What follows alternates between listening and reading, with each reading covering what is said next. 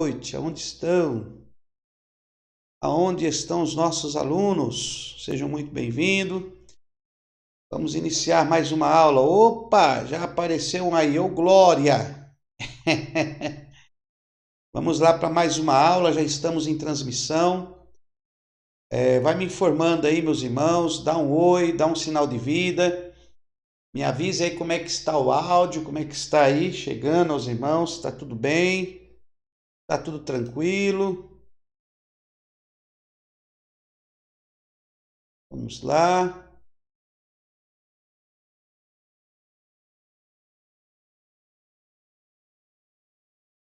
Vamos lá. Estamos com problemas aqui hoje pelo Facebook.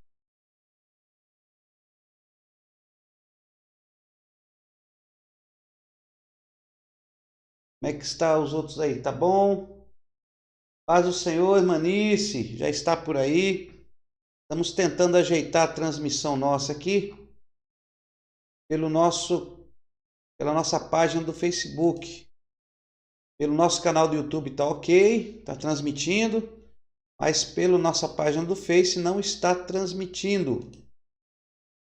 Estamos vendo aqui o que pode ser, o que nós podemos aqui melhorar. Glória a Deus. Vamos ver o que acontece. E aí, meus irmãos? Tá bom aí a imagem, o áudio tá normal? Tá ok, eu estou tentando transmissão pela página do Face. Estou tentando aqui, o YouTube já está normal. Os irmãos que estão conosco aí no YouTube. A conexão está boa. Estamos só ajeitando a transmissão aqui pelo nosso canal do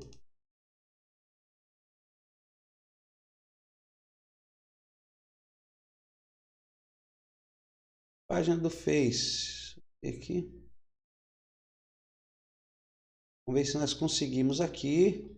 Tentando. Estamos tentando aqui a nossa transmissão. Vamos ver aqui. Deixa eu ver se consigo acertar aqui. Só um minuto aí, irmãos. Fique aí. Fique aí. Eu estou tentando aqui ajeitar a transmissão pelo Facebook. Segura aí.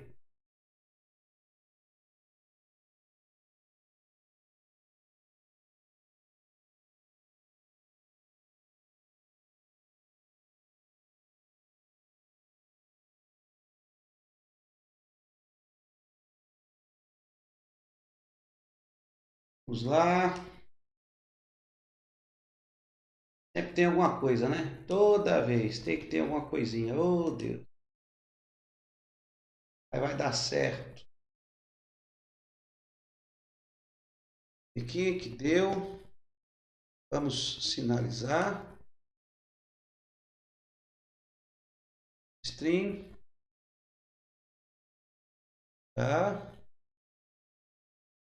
Vamos jogar a chave de stream aqui. E vamos iniciar. Vamos ver se nós conseguimos conectar aí. Então o áudio tá bom, né, irmãos? Vamos lá. Vamos para mais uma aula aí. Vão se chegando. Pega aí um caderno para as anotações. Pronto. Deixa eu ver se eu consigo agora. Agora acho que vai conectar. Vamos começar a nossa transmissão ao vivo aí pela nossa página do Facebook. Agora eu acho que deu, hein? Hoje o computador tá... irmãos, eu preciso comprar um computador melhor, viu? Nossa, tá fazendo milagre aqui. Esse nosso computador tá fazendo milagres. Mas logo, logo eu vou poder comprar no nome de Jesus. A gente vai poder adquirir um equipamento melhor, onde não vai travar. Eu vou poder fazer essa transmissão. Tem noite que vai bem, tem noite que começa a travar. Agora mesmo não está entrando no nosso canal do Facebook. página do Facebook não está entrando. Aí no Twitch parece que está normal, né? Está transmitindo tudo bem. Os irmãos, os alunos que estão aí no canal do Twitch, parece que está tudo ok, tudo normal. Amém. Glória a Deus. Obrigado, irmã Silene. Deus abençoe. Vamos daqui a pouco iniciar. Estou esperando alguns alunos que estão conosco entrando daqui a pouco. Já estarão aí conosco. No nosso canal do YouTube está ok. Só na página do Facebook que está dando aí um atrapalho. Mas eu creio que daqui a pouco ele firma também. Então vamos lá. Essa página do Facebook. Glória a Deus. No Facebook não está ainda a imagem, tá?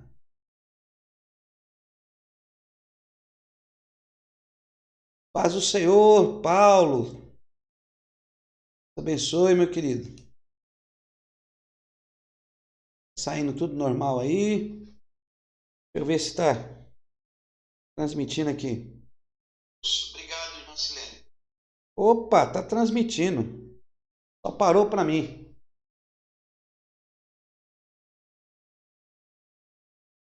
Tá saindo só o áudio. O vídeo tá travado.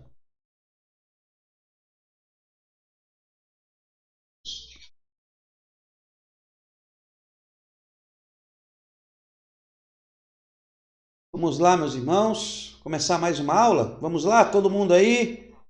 Os irmãos que estão aí no nosso canal do YouTube, como é que estão aí? Todo mundo pronto aí para nós darmos início às nossas aulas? Vamos. E aí, meus queridos, vamos para cima? Vamos para cima?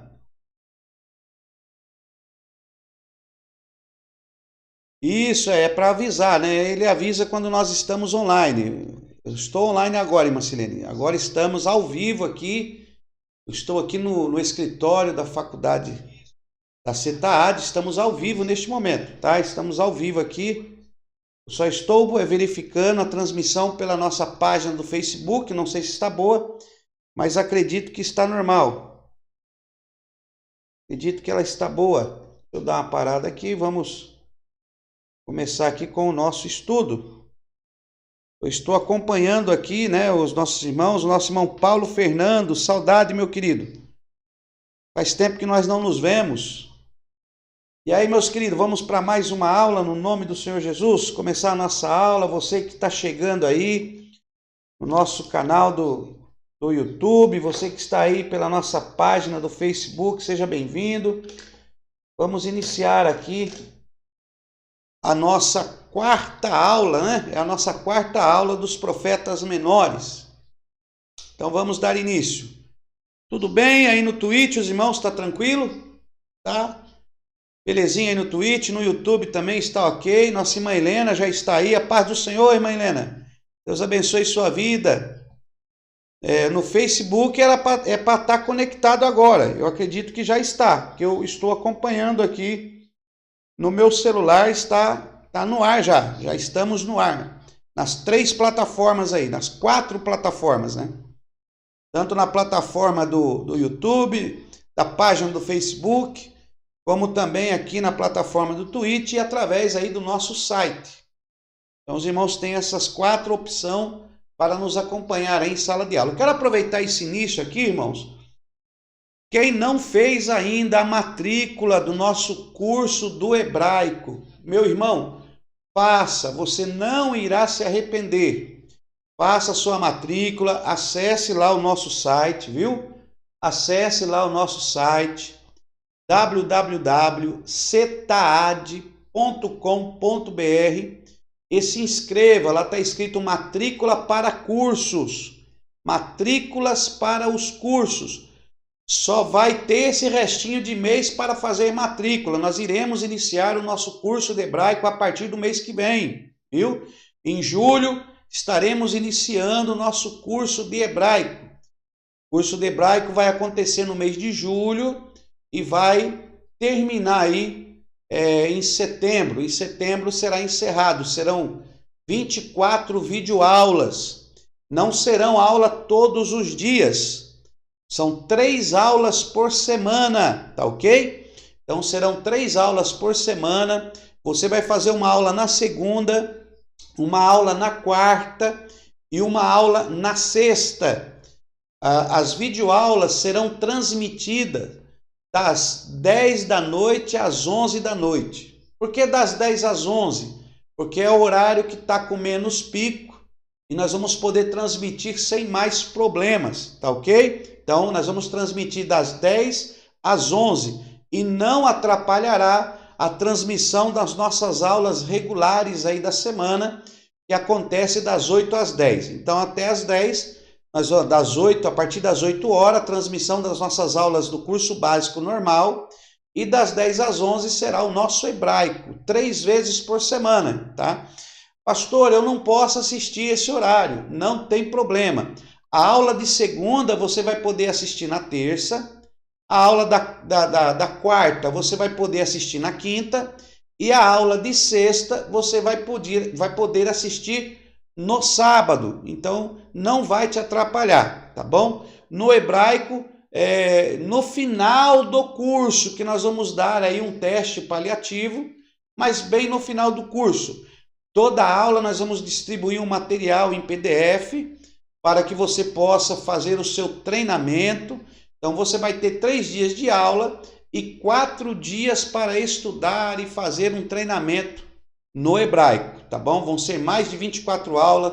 Tenho certeza que você vai aprender a ler o hebraico de uma maneira simples, fácil.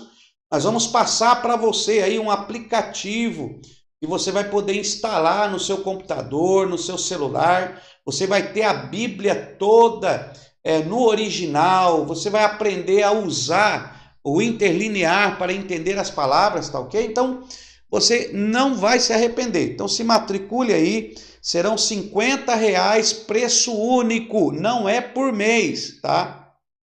Pastor, mas vai dar R$100? É 50 no mês? Não é 50 por mês. É R$50, preço único. Pagou R$50, você vai fazer o curso. Essas videoaulas não serão disponibilizadas no canal do YouTube. Será uma plataforma da Faculdade Teológica fechada e você vai acessar com usuário e senha, tá bom? Vai ser passado para o teu e-mail o usuário e uma senha. E você vai usar o seu usuário, a sua senha e vai entrar para assistir. Serão salas de aulas fechadas e somente os matriculados que estarão nessa sala de aula. Não é como esse curso básico que nós estamos transmitindo pelo YouTube, pelo Facebook, pelo canal do Twitch. Esse aqui é o projeto Teologia para Todos. O médio bacharel não será desta maneira e também o hebraico não será dessa maneira.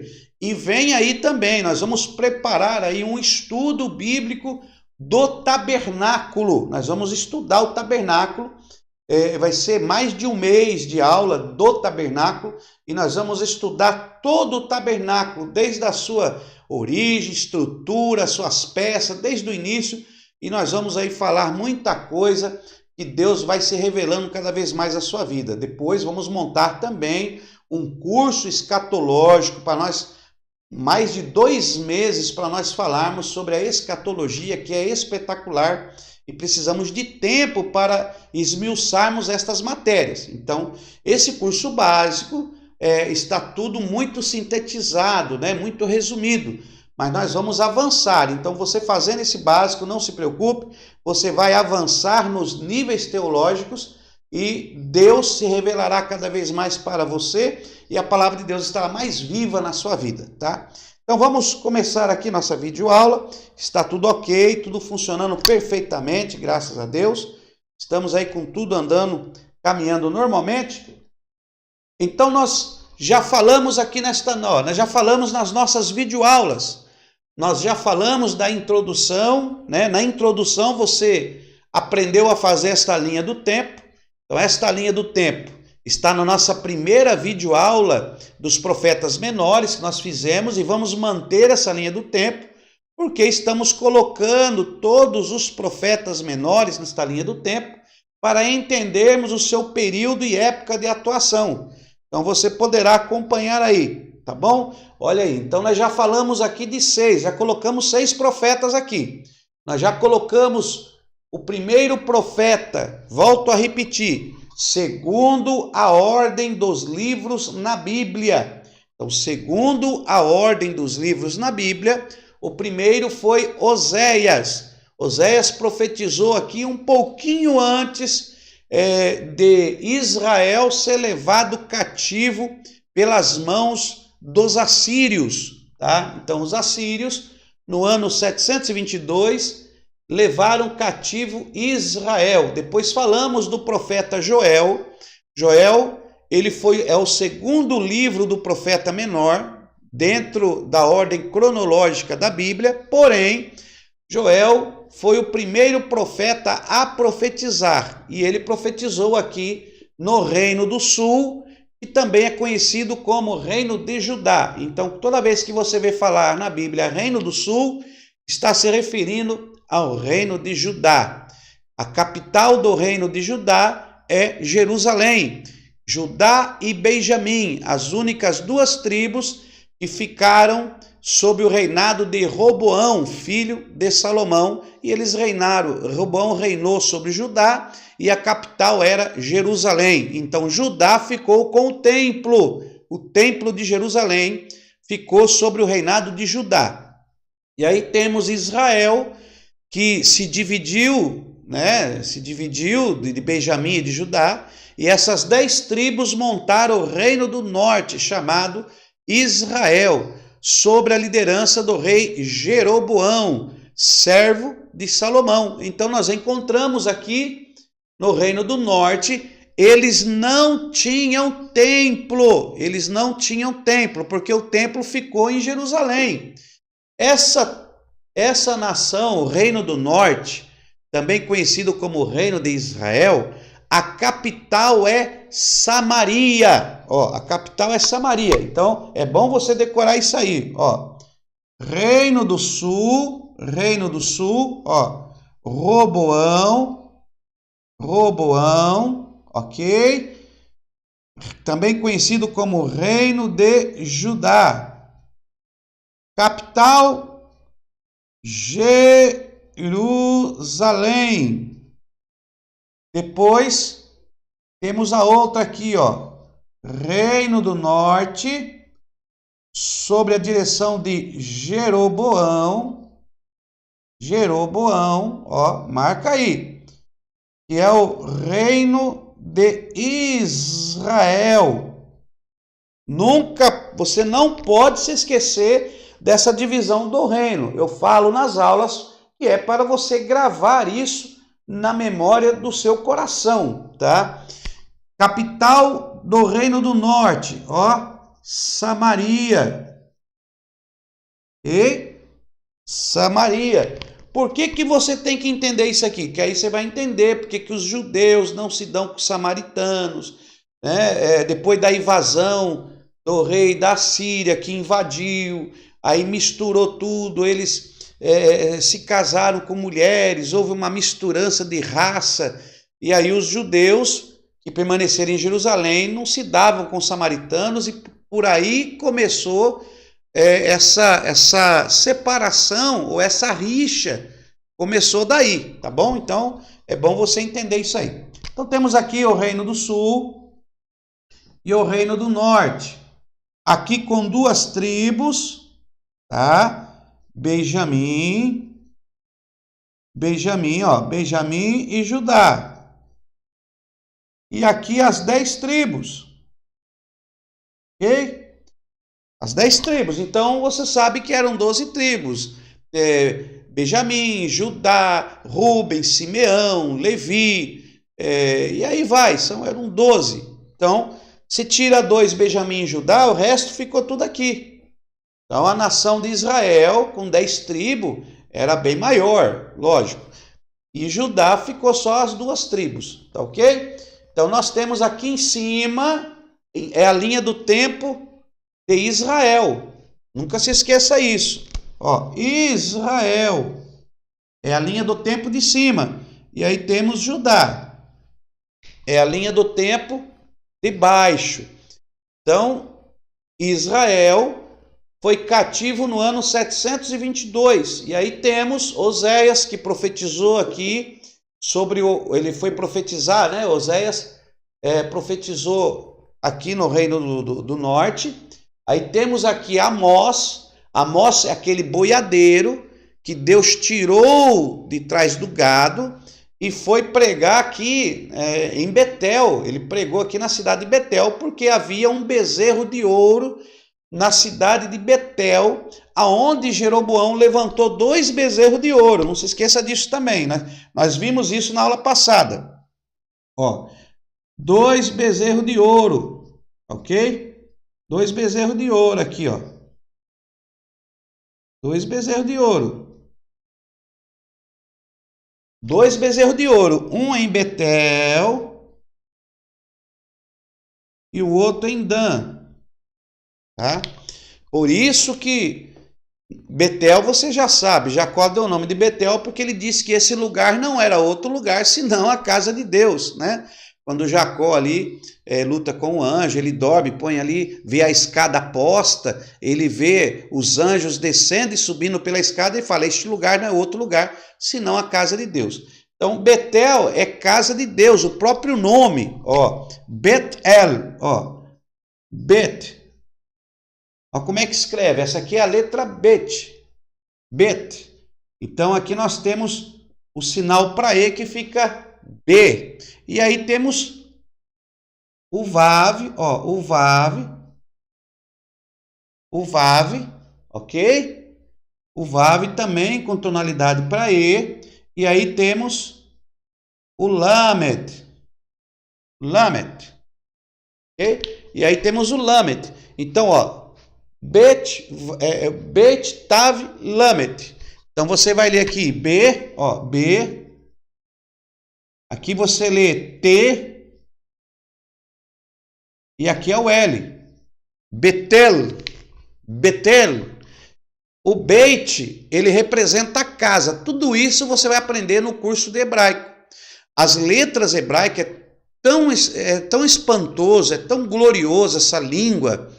Você aprender é maravilhosa. Eu estou maravilhado com o hebraico. O hebraico é tão maravilhoso porque antigamente o hebraico não era escrito com vogais ou com consoantes, né? Era como se fosse hieroglíficos, né? Hieroglíficos. Então, não sei se você já viu hieroglíficos no Egito, né? Então ali era aqueles desenhos, era uma pomba, era um pássaro, era uma gaivota. Eles escreviam desenhando imagens. Então, a letra hebraica, a língua hebraica, cada letra também tem um desenho que dá um significado. Por exemplo, essa letra Beit aqui, ó, Beit, ela é uma casa. Ó, essa letra, o Beit, ele representa uma casa. Então, essa letra, ela representa uma casa. Essa letra Tav, que é a última letra, ela é um sinal, okay? Ela é um sinal, que é casa, e aqui é um sinal. E o Lamed, né? O Lamed, ele representa, parece uma serpente, mas não é serpente. Eu não quero entrar nesse detalhe, senão nós vamos longe. Então, é daí que é onde vem casa de Deus, Betel. El é Deus. El é Deus. Deus. Yod-Re, Vav-Re. E o Bet é casa.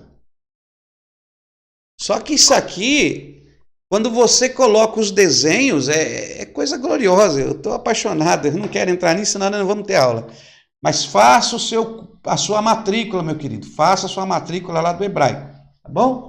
Faça a sua matrícula do hebraico, que você vai ver como que você vai se enriquecer no conhecimento da palavra de Deus. É espetacular, maravilhoso. Você não vai ficar decepcionado. Ó, então, você tem que ter isso aqui em mente. Quando nós lemos os profetas, a primeira coisa que um estudante da Bíblia tem que saber ao ler o livro dos profetas, é colocar os profetas na sua ordem de atuação, no seu período de atuação, entender aquele contexto histórico, para então você saber o porquê que aquele profeta está profetizando. Então nós falamos de Oséias, Ó, Oséias aqui ele se casou com uma mulher de prostituições, teve 3 filhos, a sua vida para mostrar como Israel, ó, os bezerros de ouro tinham se prostituído contra Deus. Era uma prostituição de idolatria, né? Adúlteros, a Bíblia às vezes você vai encontrar lá adúlteros, adúlteras, não é porque eles estavam se prostituindo carnalmente, é porque Deus estava dizendo que eles estavam adulterando, ou seja, trocando o verdadeiro Deus por Baal. Então eles era uma prostituição espiritual, trocando Deus. Então nós temos que entender isso aí, que às vezes tem gente que pega o versículo lá e interpreta literal, e nem sempre, às vezes, é literal. O contexto vai lhe dar a ideia sobre o que significa aquele adúlteros e adúlteras. Então, você tem que ter esse conhecimento aqui, tá bom? E é isso que nós estamos fazendo nesse curso básico, sintetizando, abrindo a sua mente para que você possa, então, conhecer a respeito desses acontecimentos. Então, fique conosco, você não vai se arrepender e vai aprender mais a palavra de Deus junto conosco. Então temos aqui, ó, Oséias, depois de Oséias nós falamos de Joel, falamos a questão dos gafanhotos, tá? Que ali não tinha relação com o dízimo, né? Não era sobre o dízimo. E Joel, ele profetizou acerca dos gafanhotos, que seriam um instrumento de justiça de Deus por causa da nação. E aí nós vemos que essa profecia se cumpriu com a nação assírica e a nação babilônica, que veio sobre tanto de Israel como de Judá, tá? Então era essa profecia que se cumpre. Você poderia interpretar, você pode fazer uma interpretação literal, profética para a nação, profética escatológica e também espiritual para a sua vida espiritual, mas não materializar ela no material. Então não tem como fazer isso. Isso é uma interpretação errônea. Então temos Joel, aí falamos do profeta Amós, né, esse boiadeiro, criador de gado, que foi lá no altar de Betel, ó, ele foi aqui, ó, saiu daqui, foi até lá profetizar, e temos lá um profeta de Baal, um profeta sem unção, né, que o rei Jeroboão levantou profetas ao seu bel prazer. Isso aqui é uma casa dividida, e essa aqui dividiu a casa, essa permaneceu com o templo, mas essa se desviou mesmo. Essa aqui é uma anarquia, essa é uma casa anarquista. E aí temos aqui os bezerros de ouro, e Amós foi lá profetizar em Betel. Ó, então temos Amós lá. Depois nós falamos de Amós, nós falamos de Obadias. Obadias já no ano 585 aqui, mais ou menos, e ele profetiza contra Edom. Edom, que era descendência de Esaú, os irmãos aí de Israel. E o porquê que ele profetizou contra Edom? Israel se alegrou, né, com a derrota do seu irmão. Então nós falamos sobre isso, essa rivalidade entre irmãos. Então nós falamos dessa rivalidade. Depois falamos de Jonas, né, que Deus usou, tirou Jonas. Mostramos aí os versículos que Jonas possivelmente ele estava aqui no reino do norte e ele é levado para Nínive, que era a capital dos assírios, a capital da nação assíria, era em Nínive. E ele foi pregar em Nínive e ele trouxe uma mensagem de arrependimento. Houve aquele problema que ele não queria ir a princípio, mas ele acabou indo. E a malignidade daquela cidade tinha chegado até Deus, porém, o rei que estava naquele período, ele se arrependeu, ele colocou um jejum sobre toda a nação e todos jejuaram, eles, os animais, fizeram um santo jejum, e aí Deus não destruiu a cidade por causa do clamor e arrependimento. Posteriormente, esses mesmos assírios que Deus poupou, Deus os usou como instrumento de justiça para Israel, porque a capital de Nínive é os assírios, e aí eles vão, conquista Israel e leva Israel cativo. Então eles são usados como instrumento de justiça. Então nós falamos de Jonas, Depois falamos de Miqueias, que profetizou aqui no ano 730 em Jerusalém, e ele profetizou sobre Samaria e sobre Jerusalém. Ele profetizou.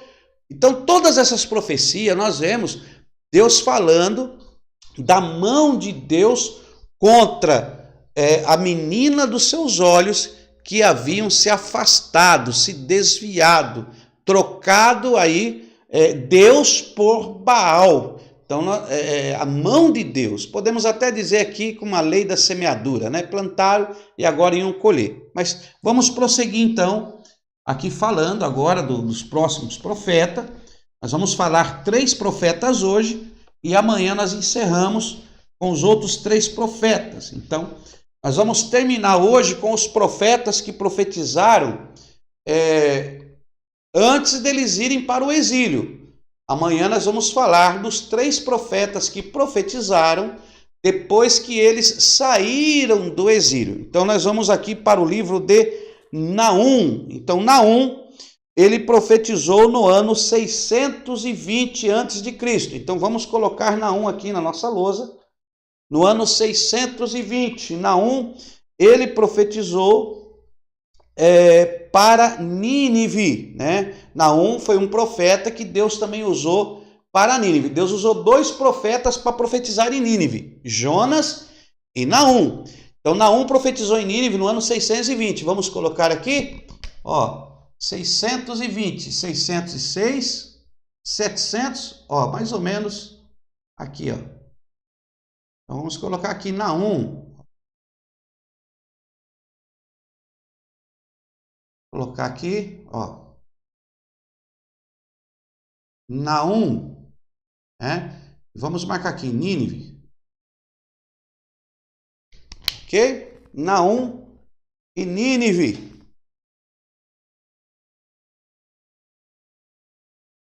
Naum, Nínive. Vamos colocar aqui. Então vamos ver agora o segundo profeta que Deus levantou, que foi levar uma mensagem para a cidade de Nínive, a capital dos assírios. Temos aqui Nínive no ano, ele foi me pregar aqui no ano 620, né? 620, vamos colocar o ano aqui, senão, 620, olha lá, no ano 620. Jonas foi pregar o arrependimento em Nínive no ano 785. Então vamos ver quantos anos levou para que Deus enviasse outro profeta. Então temos aqui Jonas 785 e depois Naum no ano 620. Olha aí. Vou fazer uma conta de menos aqui. Então 5 nada, 8 menos 2, 6, 7 menos 6, 1, mais de 150 anos depois, né? Gosto de falar tempo redondo. Então, depois de mais de 150 anos de Jonas ter pregado e Nínive ter se arrependido, no ano 722, os assírios levaram Israel cativo. E aí, depois de mais de 150 anos, Deus então levanta agora Naum, e Naum vai profetizar em Nínive. Vai profetizar em Nínive. Nahum é conforto. Então vamos por aqui, Nahum. Como é que se escreve Nahum? Vamos lá. Nahum se escreve com Num. Então vamos lá. Nahum, Num, com pontuação para A, com pontuação para A, e aí nós temos aí o Re, temos o Re, o Vav, com acento para U, e aí temos o Men Sufit, o Men Sufit, que é assim. Men Sufit. Como é que se lê isso aqui? Se lê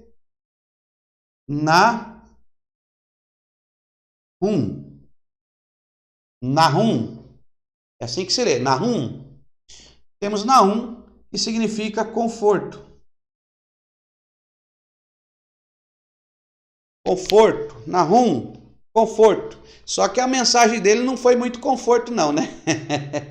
Então Nahum, conforto, foi lá pregar em Nínive. Então abra sua Bíblia em Nahum e vamos ler o livro do profeta Nahum aí. Deus abençoe o nosso irmão Ronaldo que está conosco, irmã Rosângela, Deus abençoe sua vida, Milde está conosco aí acompanhando o nosso canal aí do YouTube. Jeremias, Deus abençoe Jeremias, Miller Souza, Célio Júnior está conosco aí, Paulo Fernandes, Deus abençoe. Vamos lá, Nahum, olha o que diz a palavra de Deus, Nahum capítulo 1. Oráculo acerca de Nínive, livro da visão de Nahum, o Eucosita. O Senhor é um Deus zeloso e vingador. O Senhor é vingador e cheio de furor. O Senhor toma vingança contra os seus adversários. Guarda a ira contra os seus inimigos. O Senhor é tardio em irar-se, mas grande em força. O Senhor é tardio em irar-se, mas grande em força. E ao culpado não tem por inocente. Então perceba que quando Deus usa Jonas, Jonas prega o arrependimento. Jonas prega em Nínive o arrependimento, ok? Mas Nahum não. Nahum ele prega o juízo de Deus, o juízo. Por quê, irmãos? Porque primeiro vem o arrependimento. Se não houver o arrependimento íntegro, persistente, constante, vai chegar o juízo. Então nós temos aqui o profeta de uma maneira literal, levando uma mensagem para a cidade de Nínive, mas agora a sua mensagem é de juízo. Ou seja, o destruidor vai vir, tá? E é tão bonita esta mensagem, porque assim, quando Nahum leva esta mensagem, Deus não tem, o culpado não tem por inocente. Por quê? Porque essa nação foi considerada culpada diante de Deus, porque Deus, na primeira mensagem, não a destruiu, eles se arrependeram, porém, eles voltaram a praticar as barbaridades novamente. Voltaram a fugir. No arrependimento, eles voltaram-se para Deus, oraram, fizeram jejum, voltaram para o Senhor, aceitaram as condições de Deus, quando o profeta Jonas ali estava por 3 dias andando na cidade e pregando arrependimento, eles então se arrependeram, clamaram a Deus e Deus não destruiu a cidade. Porém, nesse período que se passou, eles voltaram a praticar as obras que praticavam, eles se afastaram, se esqueceram de Deus e começaram a praticar as barbaridades que faziam. E agora não, agora Deus manda o profeta com sentença de juízo. Agora não é arrependimento, agora não adianta, não tem mais arrependimento. E agora Deus envia Nahum depois de mais de 150 anos. Deus deu tempo? Deus deu tempo, irmão. Deus deu tempo. Olha aí. Temos aqui antes de Cristo, 165 anos se passaram, Mais de 150 anos se passaram e esta nação rebelde, esta nação idólatra, que a princípio parece que se voltaram para Deus, agora eles não estavam mais na direção de Deus. E Deus agora manda o profeta com sentença. E Deus ainda fala que é o caminho dele, ele tem um propósito no que ele vai fazer. Olha o que diz o texto. Nahum, capítulo 1, versículo de número 3. O Senhor é tardio em irar-se. Tardio mesmo, ó, irmãos. 165 anos. Tardio em irar-se, mas grande em força, e ao culpado não tem por inocente. O Senhor tem o seu caminho na tormenta e na tempestade. O Senhor tem o seu caminho na tormenta e na tempestade. Eu já vi usarem até esse tema para festividades e congresso. Agora, só que tem que entender que esta palavra não estava direcionada ao povo de Deus. Essa palavra foi direcionada a uma nação ímpia, a uma nação que não pertenciam à descendência da promessa, que havia a princípio se arrependido, porém haviam se afastado da presença. Então Deus tinha o seu caminho na tormenta e na tempestade. O profeta Naum estava dando a entender que era plano de Deus. Deus tinha um caminho, Deus tem um propósito. Deus não faz nada sem propósito. Há um preço a ser pago, eles voltaram a praticar e agora a mão de Deus vinha como juiz. Estamos vivendo, hoje nós vivemos na dispensação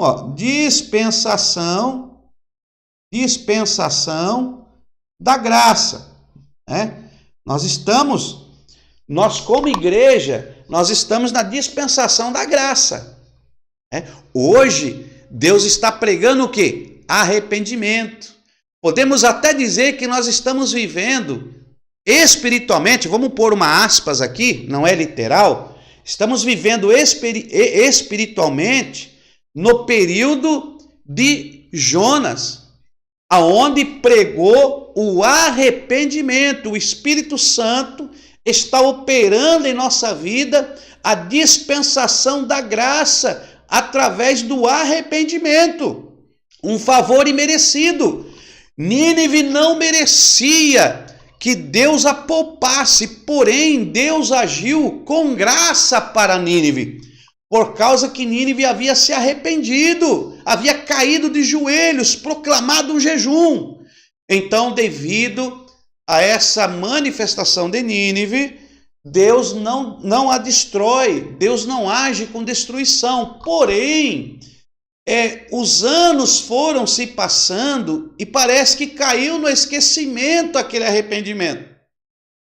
Quantas pessoas recebem o chamado de Deus, recebem o convencimento do pecado, da justiça e do juízo pelo Espírito Santo, e os anos vão passando e ela agora começa a voltar, começa a caminhar contrário novamente, voltar a praticar, assim como Nínive voltou. E agora Deus levanta um profeta, e esse profeta que é conforto, que o seu nome é conforto, porque Deus é misericordioso, porém ele vai com uma profecia de juízo.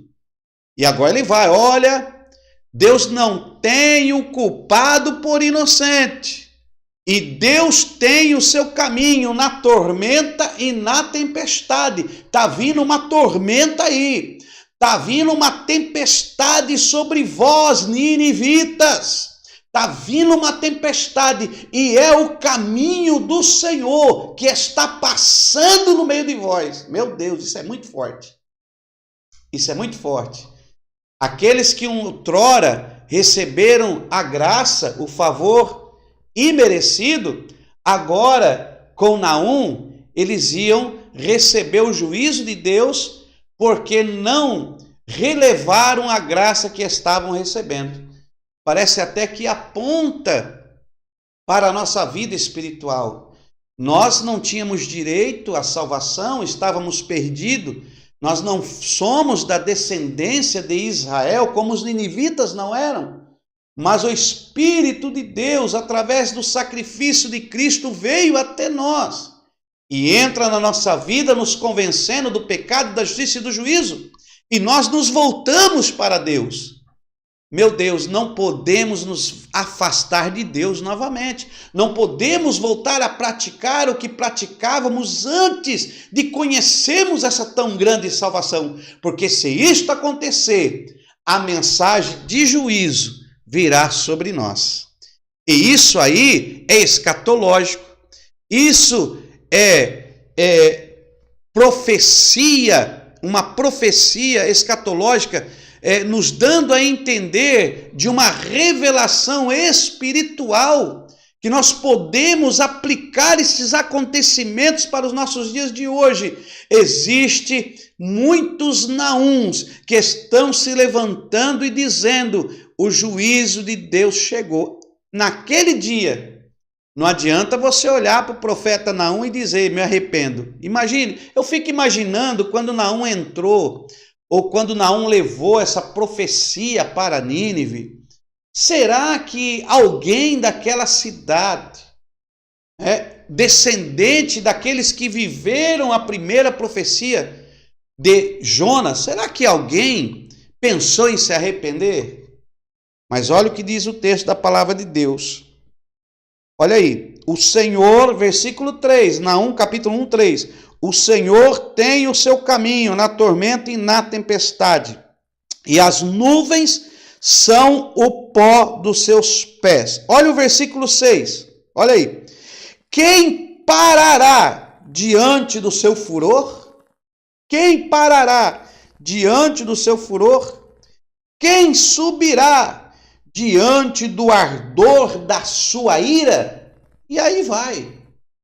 Então, meus amados irmãos, nós estamos na dispensação da graça, mas eu quero dizer para você que a dispensação,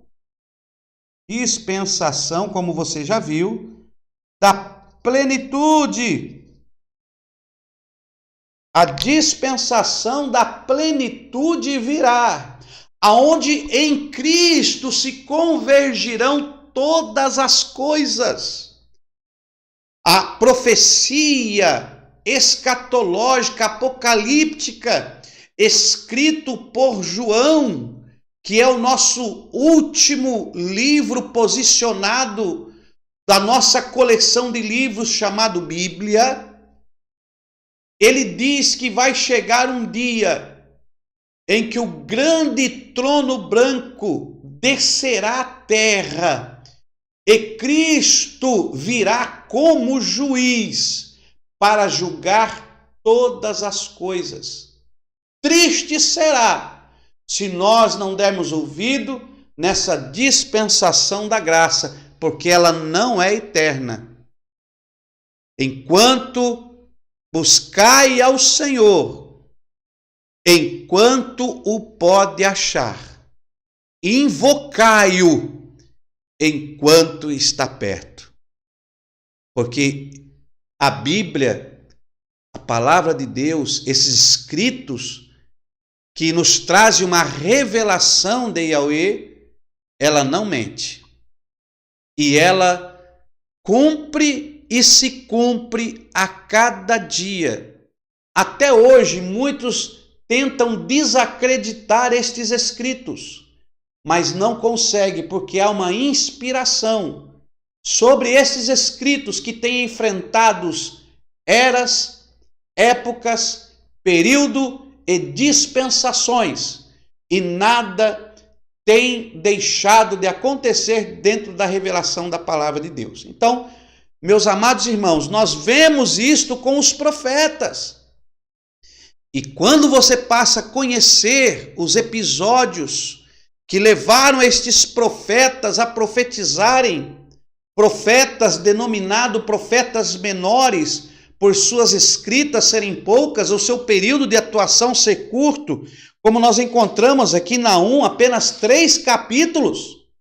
3 capítulos, rápido, ligeiro e rasteiro, numa mensagem importante de juízo de Deus sobre um povo que havia voltado, mesmo que tivessem se arrependido, mas no decorrer do tempo, por causa do tempo que Deus permitiu que eles passassem, se afastaram. A Bíblia diz que se Deus, o Senhor, não abreviasse aqueles dias, muitos não seriam salvos mais. Estamos vivendo um período, uma época, que quanto mais os anos se passam, mais pessoas vão abandonando a fé, vão se distanciando do seu Criador, se distanciando da sua chamada, porque não estão conseguindo se manter firmes. Meu irmão, continue firme, não faça como os ninivitas, que apesar de terem se arrependido e serem poupados, depois de 150 anos, eles não continuaram na presença daquele que os trouxe uma mensagem de arrependimento. Podemos dizer um arrependimento momentâneo, um arrependimento naquele momento, mas agora não tem mais jeito. Quando as coisas começam a acontecer, meu irmão, aí é você segurar onde puder, que vai vir o terremoto, vai vir um chacoalhão, vai vir. Você saiu, você errou, a consequência virá. Agora é segurar aonde você puder e dizer: Deus, me mantenha vivo para passar esse turbilhão. Muitos estão dizendo que a igreja ela não será arrebatada na tribulação. Temos aí os pós-tribulacionistas que dizem que a igreja vai subir apenas depois da tribulação.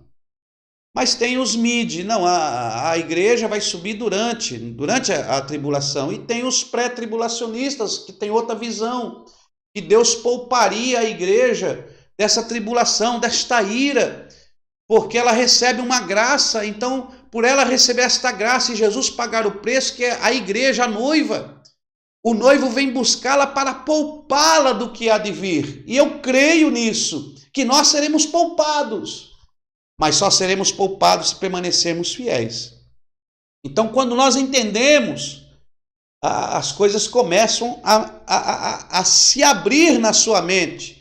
E o Espírito Santo, debaixo de uma vida de oração e compromisso, ele vai te mostrar coisas que aquilo que o olho ainda não viu, o ouvido não ouviu, que está oculto em Deus, mas o Espírito Santo vos ensinará e vos mostrará todas as coisas. Vamos continuar aqui. Olha aí, versículo 6, quem parará diante do teu furor? Quem subirá diante do ardor da sua ira? Olha o versículo 8. Estou no capítulo 1 de Naum. Olha o versículo 8. Mas com uma inundação transbordante, acabará de uma vez com o lugar de Nínive, para dentro das trevas, perseguirá os seus inimigos. Naum, profetizando no ano 620, para Nínive, que era a capital dos assírios, o que estava por vir. Aí no capítulo 2, nós temos aí a queda de Nínive. Tá? No capítulo 2, olha o versículo de número 6. As portas do rio se abrem e o palácio se derrete. Está decretado que a cidade será despida e levada cativa. As suas servas gemem como pombas e batem em seus peitos. Nínive é como um tanque e as suas águas agora fogem. Parai, parai, clama-se, mas ninguém olha para trás.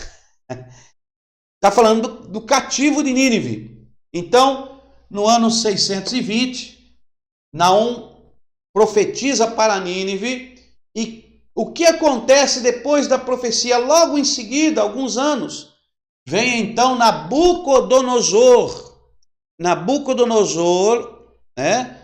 ele vem, e leva cativa a cidade de Nínive. Ele entra em guerra com Nínive e destrói totalmente Nínive. Os caldeus entram em Nínive e se cumpre a profecia de Naum. Olha o capítulo 3. A profecia de Naum continua. Olha o capítulo 3. Ai da cidade ensanguentada, ela está toda cheia de mentira, de rapina, de pressa, não há fim. Cheia de mentira, de rapina, de pressa. Se nós formos levar isso para uma vida espiritual, como uma tipologia de Nínive como os gentios que na primeira mensagem se arrependeram, mas não permaneceram. Aí o que foi acontecendo na vida espiritual? Aí foi se enchendo, olha aí, se enchendo de mentira, se enchendo de rapina, de pressa, só pensam em trabalho, esquecem de Deus, de separar um período para oração, né? Um período para adorar a este Deus, para agradecer. Não podemos viver a nossa vida. Eu encontro muitas pessoas que dizem, não tenho tempo para isso. Eu queria tanto fazer, mas não tenho tempo. Eu queria tanto ir, mas não tenho tempo. Meu irmão, quem faz o tempo somos nós. Se nós não produzirmos o nosso tempo, ninguém vai produzir o tempo para você. De que adianta o homem ganhar o mundo inteiro e perder a sua alma? De que adianta? Eu não tenho tempo. Tem que se achar tempo. Tem que se achar tempo. Se nós formos olhar para a nossa vida, eu digo por mim, eu agora estou muito empenhado, mas se nós formos olhar para a nossa vida, nós perdemos tempo com coisas tão banais, e nós não administramos o nosso tempo, porque podemos administrar.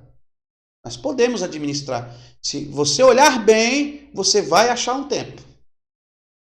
A Bíblia diz, buscai primeiro o reino de Deus e a sua justiça. E estas coisas serão acrescentadas. Aí você vai lá ler o texto, que lá no texto, no contexto vai estar escrito as coisas que serão acrescentadas. Vai lá no texto. Eu não vou falar para você aqui não, você vai procurar lá. Explorador da palavra de Deus. Os nossos alunos são exploradores. Então vai lá procurar. Olha aí. Cidade ensanguentada. Olha o versículo 4. Naum, capítulo 3, verso 4. Eu estou pulando alguns versículos porque estamos sintetizando a mensagem. Versículo 4. Tudo isso por causa da multidão dos pecados, da bela e encantadora meretriz, da mestra de feitiçarias, que vende povos por seus deleites e famílias por suas feitiçarias. Eu estou contra ti, diz o Senhor dos Exércitos. Eu não vou nem entrar no contexto da atualidade, porque na atualidade acontece isso. Mas eu sei que o Espírito Santo já está te falando aí. As nações mostrarei tua nudez e os reinos a tua vergonha. Olha aí. Olha o texto da palavra de Deus. Agora vamos fechar aqui. Olha o versículo 18. O 18 e o 19. Vamos com o versículo 18 e 19. Os teus pastores dormem, ó rei da Síria. Os teus nobres deitam-se para descansar. O teu povo está espalhado pelos montes, sem que haja quem possa ajudá-los. Não há cura para a tua ferida. A tua chaga é fatal. Não há cura para a tua ferida. A tua chaga é fatal. Todos os que ouvem a notícia a teu respeito batem palmas sobre ti, pois quem não sentiu a tua crueldade sem fim?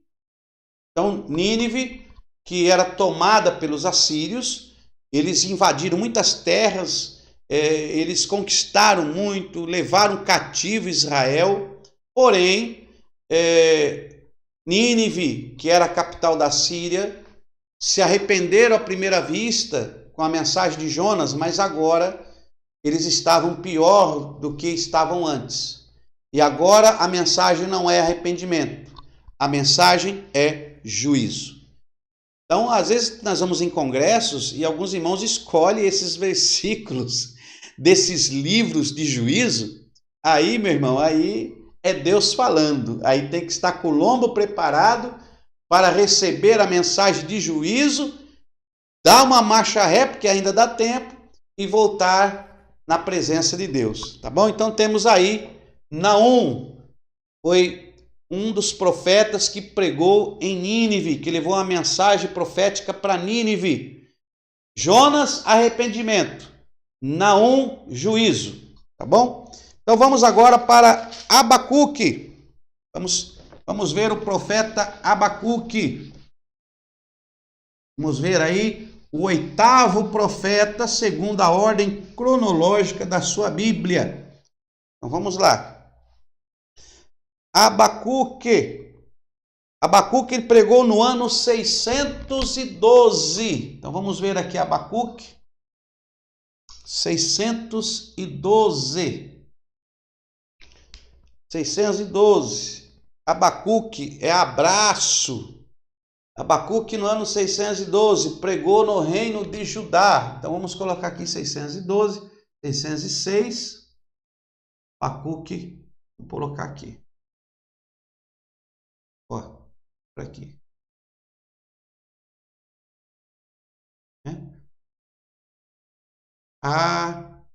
Abacuque. Abacuque. Ok? Vamos pôr aqui Abacuque. Vamos pôr aqui o ano, né? Vai saber? Está muito perto aqui. 612. Então temos Abacuque. Aqui no ano 612. E Abacuque é um dos profetas muito lido, né? Principalmente o capítulo 3 de Abacuque. Abacuque ele é formado por 3 capítulos, tá? É um profeta também, que é um dos profetas menores. O seu conteúdo aqui é um pouco menor, né? E ele prega sobre o castigo dos caldeus. Ele fala sobre a iniquidade de Judá, que ele está pregando aqui em Judá. Pouco antes de Judá ser levado cativa no ano 606 pelos caldeus, né, Nabucodonosor, Babilônia. Então, vemos Naum que profetiza para os assírios em Nínive. Aí os babilônios conquistam Nínive, destrói Nínive, conquista os assírios. E aí temos aqui Abacuque, que profetiza aqui para o reino de Judá, que era o reino do sul. Tá? Profetiza em Judá, e ele traz uma palavra que o que está para acontecer está próximo, é a mensagem dele. Então nós temos aqui no capítulo 1, no capítulo 2, é mais um diálogo entre Abacuque e Deus, e no capítulo 3 temos a oração de Abacuque. Então nós vamos falar desse Abacuque. Então vamos escrever aqui, Abacuque. Vamos falar de Abacuque. Ó. Abacuque. Abacuque profetizou no ano 612 a.C. No ano 612. E Abacuque escreve Abacuc. Então temos aqui Abacuc. Ó. Temos aqui o Re, A, aí temos o Beit, para A, temos o Beit, aí depois do Beit, o que entra aqui?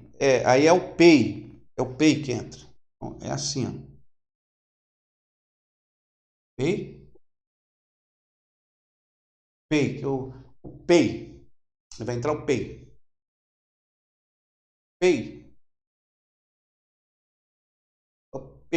então entra aqui, e aí temos também o Vav, né? O Vav para U, ó. O Vav para U. Aliás, esse aqui não é o P, né? Esse aqui é o Kof. E aí temos aqui de novo. Ele parece uma letra P, sabe, irmãos? Ele parece uma letra P. Tá? Isso aqui é o Kof. Kof.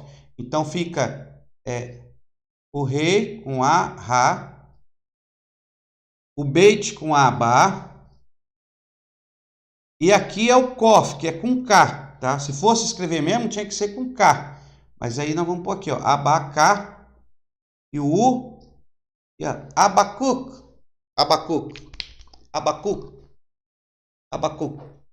Abacuc significa abraço. Ó, isso aqui é abraço. Abraço. Ele abraçou a nação de Israel. Olha lá. Então vamos ver aqui. Aí temos no capítulo 1 de Abacuque. Olha aí na sua Bíblia. o oráculo que viu o profeta Abacuque. Até quando, Senhor, clamarei eu, e tu não me escutarás? Ou gritarei a ti violência e não salvará? Por que me fazes ver a iniquidade e a opressão? Destruição e violência estão diante de mim. Não há também contendas e o litígio se suscita. Aí no versículo 6, suscito os caldeus, nação feroz e impetuosa, que marcha sobre a largura da terra para se apoderar de moradas que não são suas. Então, no capítulo 1, no versículo 6, ele vai dizer então sobre os caldeus, né, que vão contra agora Judá. Ele já está dizendo, então a mensagem ele já está dizendo dos caldeus que vão vir aqui, ó, que vão vir, que estão marchando, que vão, é a primeira leva do gafanhoto de Joel. A segunda leva, a primeira foi o cortador, agora está chegando o migrador. Está chegando o migrador, cortador, migrador, devorador, destruidor. Está chegando a primeira leva, está chegando sobre Judá. Segundo já tinha profetizado Joel desde o início. Agora vem Abacuque e ele tem esse diálogo com Deus. E Deus está falando a Abacuque o que há de acontecer. Olha o versículo 13. Versículo 13, capítulo 1, versículo 13. Tu és tão puro de olhos que não pode ver o mal, e a opressão não podes contemplar. Por que, pois, tolera os que procedem traiçoeiramente? Por que te calas quando o ímpio devora aquele que é mais justo do que ele? Ou seja, Abacuque está vendo os acontecimentos, ele está vendo que as coisas estão piorando, que as coisas não melhoram, que a maldade está se alastrando, mas Deus, até quando? Abacuque, nesse diálogo com Deus, nessa conversação, ele dizia, Deus, até quando? Eu estou vendo tudo isso acontecer. É como se nós olhássemos para o que acontece na atualidade. Estamos reféns da nossa própria casa. Você tem medo de ir na padaria, você tem medo de ir ali na esquina, porque quando você liga o jornal do seu televisor, você só vê o que está acontecendo, está palpado aí. O mal está crescendo, está em ordem crescente. E Abacuque via tudo isso acontecendo sobre Judá, e ele tinha. Aí, no capítulo 2, vem Deus, através do profeta Abacuque, falar sobre o castigo dos caldeus que está chegando. Olha aqui, o versículo de número 4, capítulo 2, versículo 4. Eis que a sua alma se incha e não é reta nele. Ele está falando de Judá. Sua alma se incha e não é reta nele. Mas o justo pela sua fé viverá. Palavras de Abacuque que o próprio escritor aos Romanos, né, Paulo, quando escreve aos Romanos, ele usa no capítulo 1, versículo 17, dizendo, mas o justo viverá da fé. Deus estava dando a entender, olha, tudo isso está acontecendo, mas aquele que for justo, aquele que for fiel, fique tranquilo, porque ele vai ter agora que viver pela fé, porque o cerco está se apertando. O cerco está se apertando. Está dando problema aqui? O cerco está se apertando. Olha aqui. Aí no versículo 20, para nós não estendermos muito. Versículo 20. O Senhor, porém, está no seu santo templo. Cale-se diante dele toda a terra.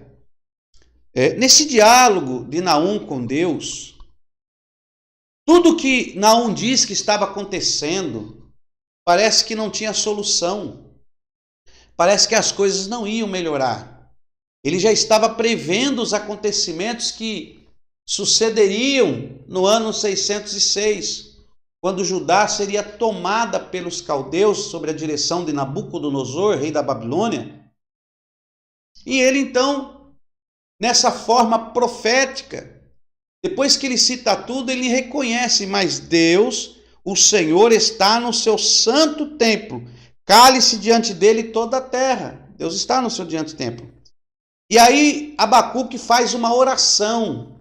E esta passagem é a passagem mais bonita e reconhecida de todos os irmãos, todos os povos reconhecem essa oração de Abacuque. Uma oração tremenda, poderosa. Ele se direcionando a Deus nesta oração. E ele diz assim, ó, no versículo 2, capítulo 3, no versículo 2. Ouvi, Senhor, a tua palavra. Ou seja, Deus estava falando com Abacuque. No capítulo 1 e 2 é Deus dialogando com Abacuque. E ele diz, ouvi a tua palavra e temi. Aviva, ó Senhor, a tua obra no meio dos anos, e no meio dos anos faze-a conhecida. Na ira, lembra-te da misericórdia. A mensagem, a oração de Abacuque, de tudo que ele estava presenciando, tudo que ele estava vendo, o que Deus estava falando com ele, a oração dele é: aviva, ó Senhor, a tua obra no meio dos anos. No meio dos anos. Avive a tua obra no meio dos anos. E no meio dos anos, faze-a conhecida. Aviva. Aviva. Algumas Bíblias traduzem isso como reaviva. Mas aviva é muito profundo, tá? Aviva no hebraico é Rayehu, que é da raiz Rayá. Aviva, Rayá, ele vem da raiz Rayá, ó. O Re, o Yod, Het, que é o Het. O Het, o Yod e Rayá. Rayá.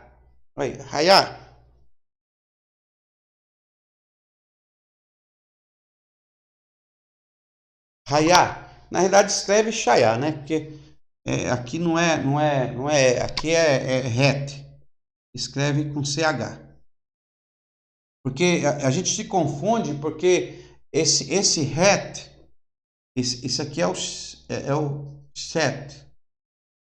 Só que você não lê com CH, você se escreve com CH, mas você lê ele como se fosse 2 R.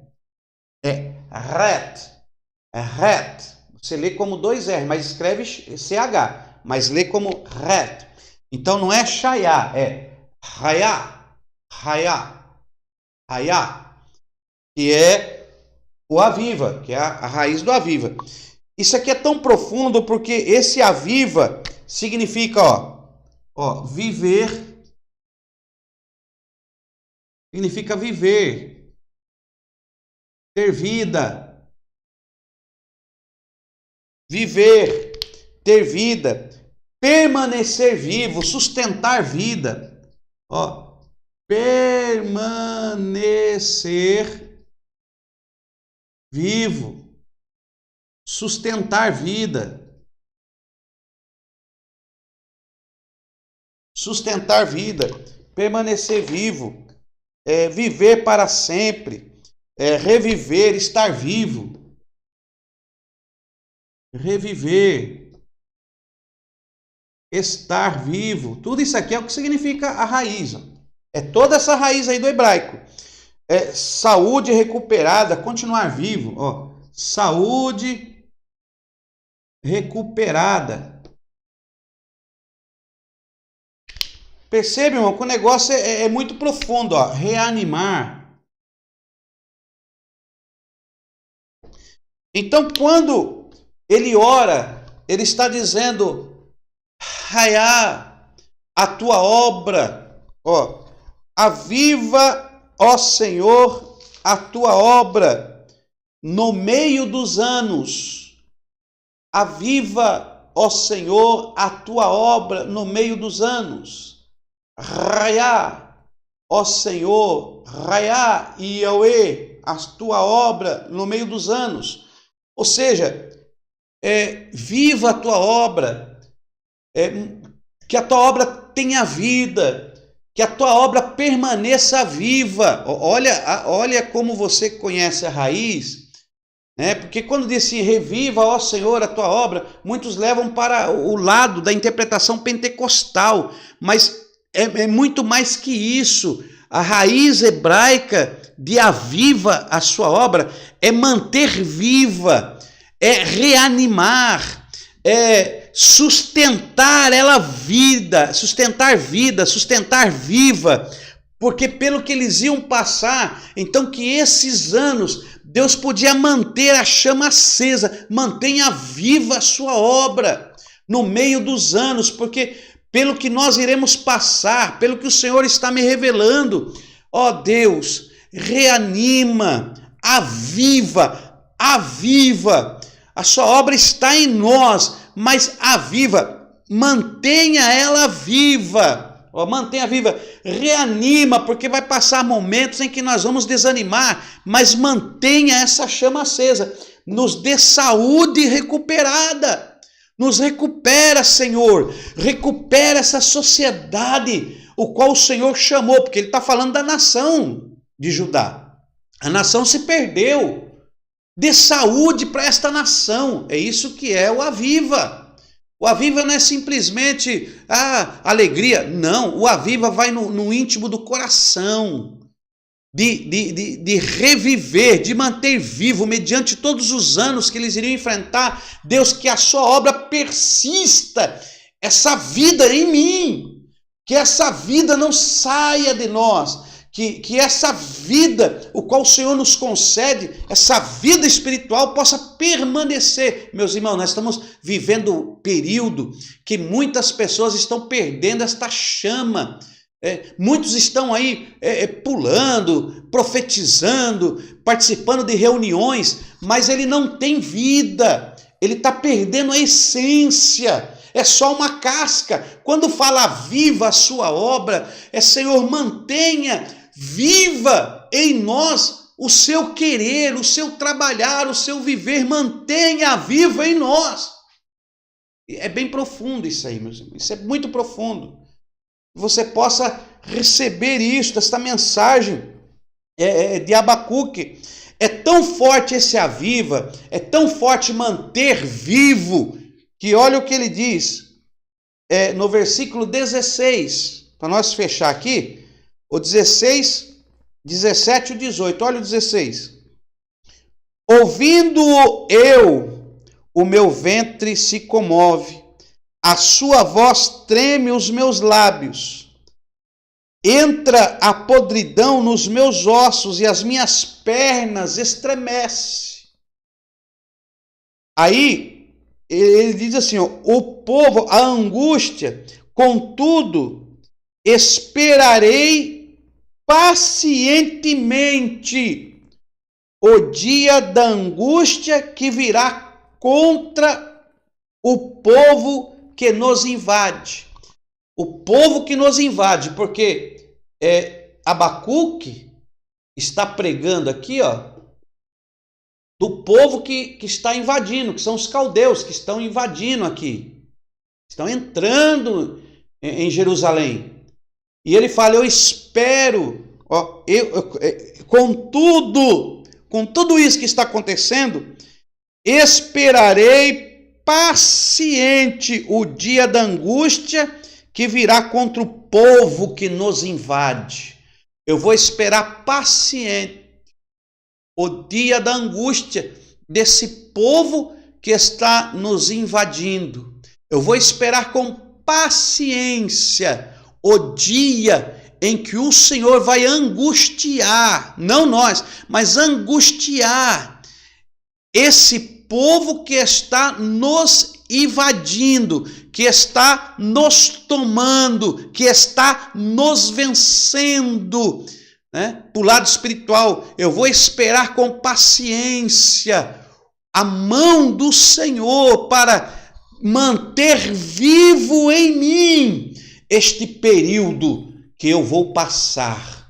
Senhor, aviva a tua obra, mantenha a tua obra viva, mantenha a tua obra, sustenta a tua obra com vida, reviva, que ela tenha vida, é tudo que envolve isso, meu irmão, saúde recuperada.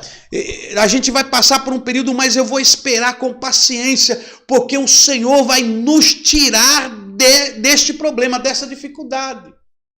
Aí, Abacuque percebe o que vai acontecer, e Abacuque diz a Deus que ele vai permanecer esperando, que ele vai continuar firme. E aí ele faz esta linda oração, que ele diz: olha, Senhor, ainda que a figueira não floresça, ainda que não haja fruto na vide, ainda que o fruto da oliveira falhe e os campos não produzam mantimento, ainda que as ovelhas sejam exterminadas e nos currais não haja gado. Ele está falando de tudo que vai acontecer aqui, ó. Isso aqui ia acontecer. Isso aqui ia acontecer literal. Às vezes tem crente que lê isso aqui, mas não sabe a profundidade disso aqui. Ainda, Abacuque está dizendo: Senhor, mesmo que Jerusalém seja destruída, mesmo que o templo acabe, tem crente que fica triste quando a igreja passa por uma dificuldade, quando o carro quebra, já quer jogar tudo para o alto, as coisas estão dando errado, ele já quer abandonar a obra, quer abandonar tudo, já quer abandonar até a chamada que Deus fez na vida dele. Meu irmão, não abandona não. Não abandona não, faça como Abacuque. Reconheça o que Deus tem para a tua vida e espere com paciência o dia da angústia que Deus trará sobre estes problemas que querem te absorver. Olha aí. Todavia, meu Deus, mesmo que não haja nada, mesmo que tudo aconteça, Senhor, o Senhor vai destruir o templo. Eu sei que os caldeus, com a direção de Nabucodonosor, eles vão destruir o templo, eles vão roubar todos os animais, vai nos levar à ruína. Nós vamos ser levados escravo. Nós vamos parar no cativeiro babilônico. Nós vamos perder tudo. Vamos ficar só com a roupa do corpo e ainda ser chamado de escravo. Ainda ter que obedecer e ter que se assimilar a uma nação babilônica, uma nação que não teme ao Senhor, uma nação cheia de deuses. E nós vamos viver dentro desta nação aí, afastada, idólatra. Olha a situação de Abacuque. Mas Abacuque diz assim: Senhor, mesmo que tudo isso aconteça, ainda que a figueira não floresça, ainda que a figueira não floresça. A figueira aqui é uma representação de Israel. Ainda que Israel e Judá, ainda que Jerusalém não floresça mais. Nem haja fruto na vide, ainda que o fruto da oliveira falhe e os campos não produzam mantimento, porque vamos perder tudo. Ainda que as ovelhas sejam exterminadas e nos currais não haja mais gado, não vamos ter nada. Todavia, do nada, todavia, do chão, todavia, perdendo tudo e sendo escravo, todavia, passando a dificuldade.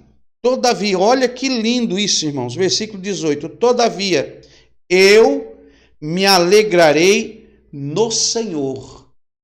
Não me alegrarei porque o Senhor me livrou disso. Não me alegrarei porque eu tenho um carro na garagem. Não me alegrarei porque tenho uma casa própria. Não me alegrarei porque eu tenho uma chave. Não me alegrarei porque recebi algo financeiro muito grande. Não. Mesmo passando tudo que eu estou passando, mesmo enfrentando todos os problemas, Senhor, isso era Abacuque orando a Deus. Essa oração gloriosa, mesmo passando por tudo isso, Senhor, eu me alegrarei no Senhor, porque o Senhor é a minha alegria. É no Senhor que eu me alegro. Eu não me alegro em nada deste mundo, mas eu me alegrarei no Senhor e exultarei no Deus, no Yahweh, no eu sou o que sou, no Todo-Poderoso da minha salvação.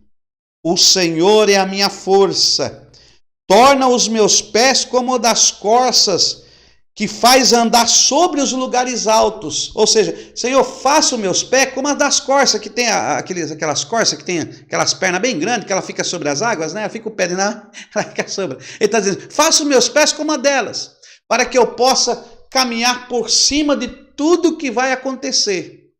Porque o teu povo vai ser tomado, o teu povo vai ser cativo. Mas me dê forças, aviva a tua obra, mantenha viva, viver, ter vida, permanecer vivo, sustentar vida, reviver esta vida, saúde recuperada, reanima, me mantenha firme. Olha aí, me dê aí, coloque em mim, que a minha força dos meus pés como das corças e me faz andar sobre os lugares altos. Tá? Aí termina a oração, quer dizer, Senhor, o Senhor é minha alegria e com o Senhor eu vencerei todos os problemas. Então nós temos que ter essa mensagem, essa oração de Abacuque, ela tem que estar escrita em nosso coração, meu irmão. Não se entristeça por qualquer motivo, não se entristeça porque alguma coisa não deu certo.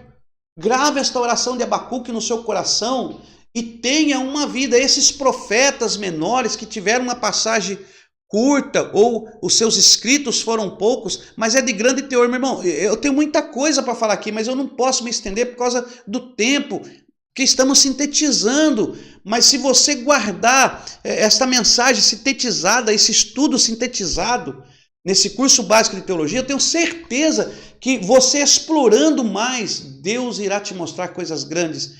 E digo para você, nós vamos partir para níveis mais aprofundados dentro da teologia. Nós estamos só arranhando a superfície.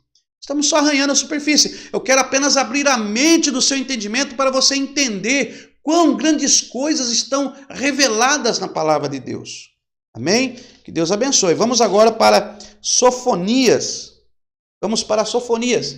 Então já colocamos aqui Abacuque, né? Abacuque aí, ele é o nosso 8º profeta, né? O 10º, deixa eu ver. 8º. Eu acho que é o 8º. 8º. Então temos aqui 4, 5, 6, 7. Eu estou enumerando, irmão, senão 8º. 8º profeta. Isso mesmo. 8º. Então vamos falar agora sobre Sofonias. Vamos colocar Sofonias aqui. Ó, Sofonias. Sofonias, ele já ele profetizou no ano 607. 607 antes de Cristo. Ele é contemporâneo, né, de Abacuque. 607. Profetizou no reino de Judá, até porque Israel já tinha sido cativo. Então ele profetizou no reino de Judá. E o nome Sofonias significa o Senhor tem guardado. Tem guardado. Olha aí. Então vamos colocar aqui Abacuque. Vamos colocar aqui Sofonias. No ano 607. Ó, Sofonias está aqui. Ó. Vou colocar bem aqui. Ó. Bem aqui. Então vamos por aqui.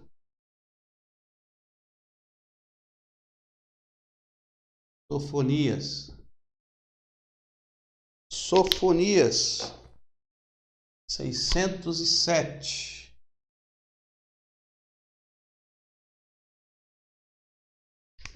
Ah, não, é antes, né? Não, mas vamos pular ele aqui mesmo, que senão não vai dar. É 607, é antes. Mas vamos deixar aí, senão não vai caber. 607, é o de número 9. É um profeta menor. É o nono profeta menor, segundo a ordem cronológica dos livros da Bíblia.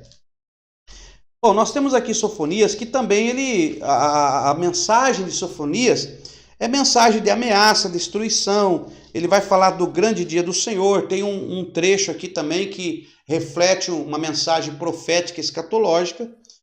Vamos ver sobre a ameaça contra diversas nações. Ele vai falar no capítulo 3, é de 3 capítulos. No capítulo 3 ele vai falar sobre a futura Jerusalém. E ele também está profetizando neste período aqui, ó. Ele está profetizando no ano 607, no ano 606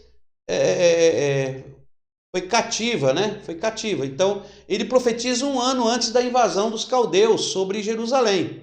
Sobre Jerusalém. E aí ele profetiza sobre isto. Olha, temos aí Sofonias capítulo 1, versículo 1. A palavra do Senhor que veio a Sofonias, filho de Cusi, filho de Gedalias, filho de Amarias, filho de Ezequias, nos dias de Josias, filho de Amon, rei de Judá. Consumirei por completo tudo sobre a face da terra, diz o Senhor. Ó, consumirei por completo. Ele está falando das invasões, da destruição de Jerusalém, e vai destruir tudo. Olha, destruirei por completo sobre a face da terra, diz o Senhor. Versículo 4. Estenderei a minha mão contra Judá e contra todos os habitantes de Jerusalém. Exterminarei deste lugar o resto de Baal e os nomes dos sacerdotes de ídolos, juntamente com os sacerdotes. Sempre de destruição. Olha o versículo 6. Os que deixam de seguir ao Senhor, os que não buscam ao Senhor, nem perguntaram por ele. E aí ele vai falar aqui no versículo 12. Naquele tempo esquadrinharei Jerusalém com lanternas e castigarei os que estão tranquilos e satisfeitos, que não são como a borda do vinho, que dizem no seu coração, o Senhor não faz bem nem faz mal. Estão ali, tudo que está acontecendo ali em Jerusalém.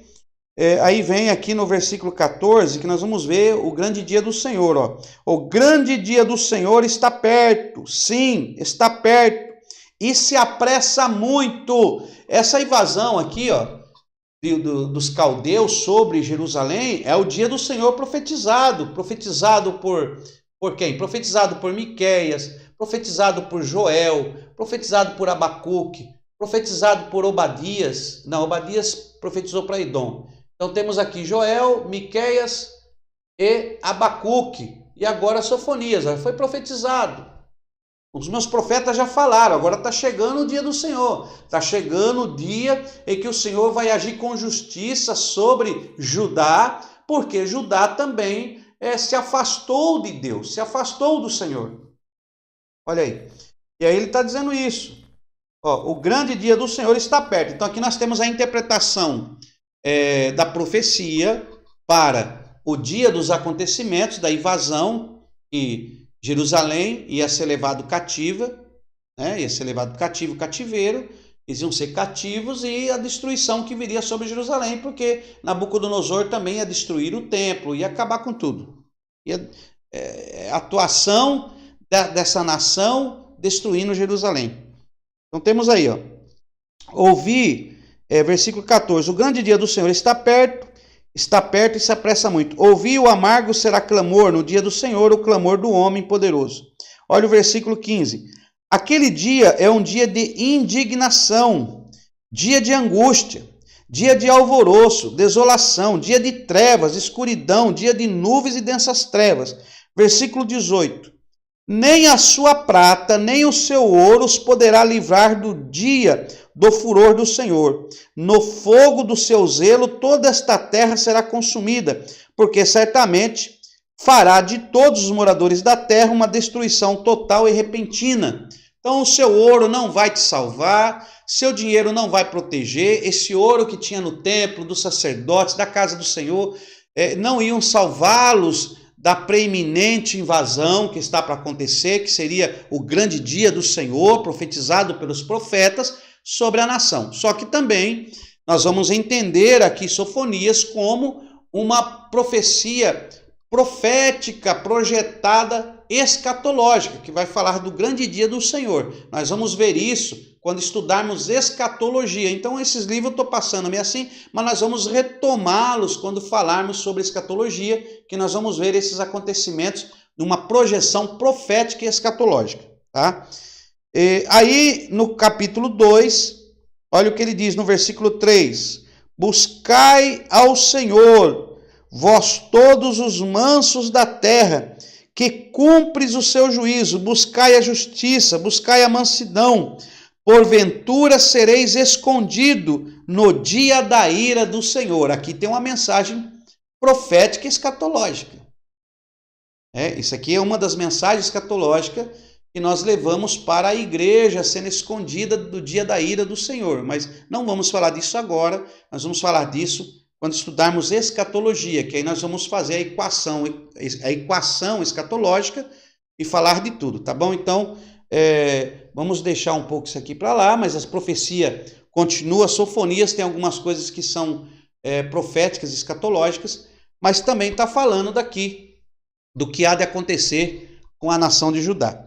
Aí no capítulo de número 3, ele fala sobre a futura Jerusalém, que ele vai dizer aqui no versículo 1, olha, ainda rebelde e manchada da cidade opressora, não ouve a voz, não aceita o castigo, não confia no Senhor, nem se aproxima do seu Deus. Eles ainda assim, com todas as profecias, não voltam para o seu Deus, ainda continuam do mesmo jeito. Aí vai dizer, versículo 8, portanto esperai-me, diz o Senhor, no dia em que eu me levantar para o despojo, porque o meu intento é ajuntar as nações e congregar os reinos para sobre eles derramar a minha indignação e todo o ardor da minha ira. Toda esta terra será consumida pelo fogo do meu zelo. Também isso aqui fala sobre o que ia acontecer, mas também tem aqui uma projeção profética escatológica. Tá? Esse livro, Sofonias, nós vamos estudar muito escatologia. Versículo 12, olha aí o versículo 12. Deixarei, porém, no meio de ti um povo humilde, pobre, que confia no nome do Senhor.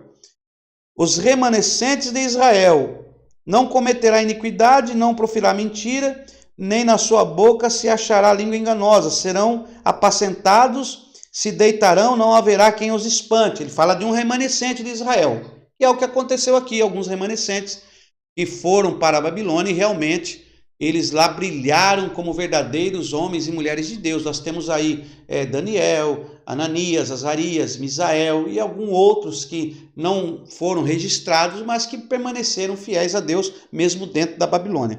Mas também tem uma projeção profética escatológica para a grande tribulação, onde os remanescentes serão guardados, né, e até selados com o selo de Deus. Mas vamos deixar isso mais para frente. E aí temos o final da profecia, né?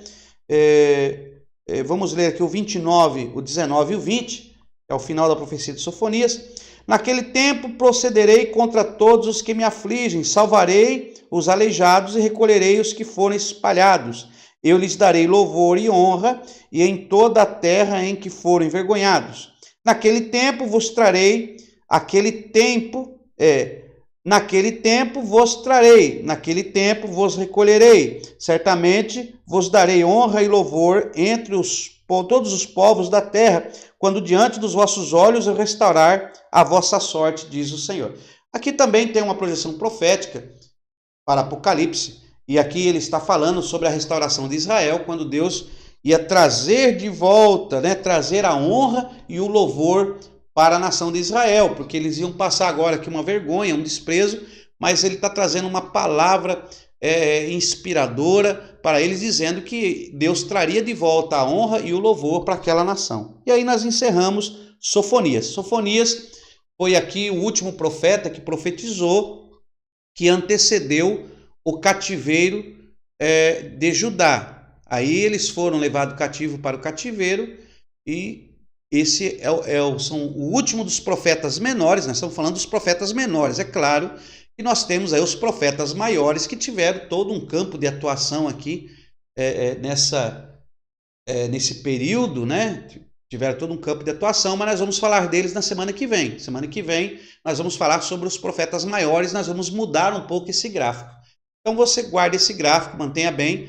Amanhã nós vamos falar sobre Ageu, sobre Zacarias e Malaquias. Então amanhã nós vamos encerrar os nossos profetas menores falando sobre Ageu, Malaquias, Zacarias e Malaquias. Eles já profetizaram depois que o povo saiu do cativeiro. Então nós vamos entrar aqui neste período de 536 até o ano 400. Os 3 profetas estão alinhados aqui no final, quando o povo sai do cativeiro, tá bom? Deus abençoe a sua vida e até a nossa próxima aula. Fique conosco, hein? Não esqueça de curtir o vídeo, de se inscrever no canal, nos ajude, porque você se inscrevendo no canal estará abençoando o servo de Deus. Deus abençoe vocês e até a nossa próxima aula.